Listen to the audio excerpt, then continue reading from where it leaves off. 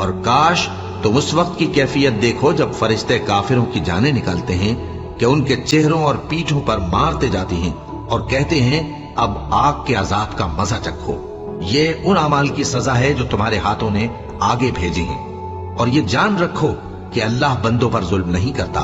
جیسا حال فرعونیوں اور ان سے پہلے لوگوں کا ہوا تھا ویسا ہی ان کا ہوا کہ انہوں نے اللہ کی آیتوں سے کفر کیا تو اللہ نے ان کے گناہوں کی سزا میں ان کو پکڑ لیا۔ بے شک اللہ زبردست ہے، سخت عذاب دینے والا ہے۔ یہ اس لیے کہ جو نعمت اللہ کسی قوم کو دیا کرتا ہے جب تک وہ خود اپنے دلوں کی حالت نہ بدل ڈالیں اللہ اسے نہیں بدلا کرتا، اور اس لیے کہ اللہ سنتا جانتا ہے۔